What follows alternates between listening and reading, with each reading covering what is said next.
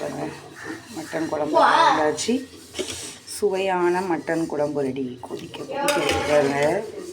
பாருங்க, எங்கள் பாட்டி வச்ச மட்டன் குழம்பு, உருளைக்கிழங்கு மட்டன். சூப்பர்பானது. Happy Sunday. Hello, welcome our Kuruvikoodu channel. Happy Sunday. மகிழ்ச்சி பொங்கட்டும். இன்றைக்கி நம்ம பண்ண போகிறது மட்டன் குழம்பு.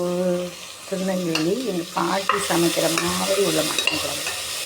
டேஸ்ட்டு வருதான்னு பார்த்துட்டு உங்களுக்கு சொல்கிறேன். நீங்களும் செஞ்சு பாருங்கள், ரொம்ப டேஸ்ட்டாக இருக்கும். 3 ஸ்பூன் குளிக்கரடி எண்ணெய், பட்டை, கிராம்பு, ஏலக்காய், பிரிஞ்சி இலை 1 எல்லாம் போட்டுட்டு உருளைக்கிழங்கு போடுவோம் நாங்கள். ஸோ 2 பச்சை மிளகா, உருளைக்கிழங்கு எல்லாம் போட்டுட்டேன்.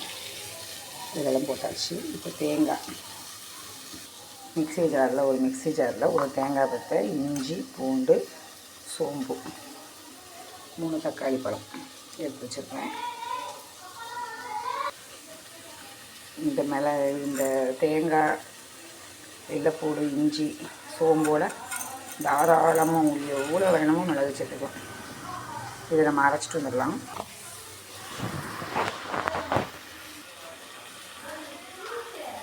பாருங்க, நம்ம காமிச்சு பார்த்தீங்களா, தேங்காய், இஞ்சி, பூண்டு, சோம்பு எல்லாம் அரைச்சிட்டேன். ஒரு ஓட்டிட்டு 2 தக்காளி பழத்தையும் அரைச்சிட்டேங்க. Hi, welcome our Kuruvikoodu channel. இன்றைக்கி சண்டே ஸ்பெஷல் மட்டன் குழம்பு, ஒயிட் ரைஸ். பாருங்கள், கறி மசாலா எல்லாம் போட்டுட்டேன். நான் குக்கர்லேயே கூட்டி வச்சுருவேன். கறி மசாலா ஐட்டங்கள் எல்லாம் பட்டை, கிராம்பு, ஏலக்காய் எல்லாம் போட்டிருக்கேன்.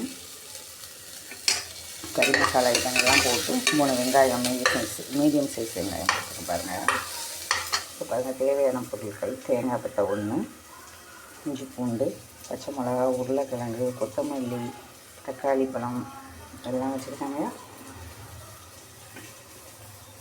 சோம்பு அரைச்சிடலாம் தேங்காயோட. மீதியெல்லாம் அது முழுசாக போட்டு வச்சுங்க. வெந்துச்சா நல்லா வதங்கி பாருங்க. வதங்கின பிறகு உருளைக்கிழங்கை போட்டுடலாம்.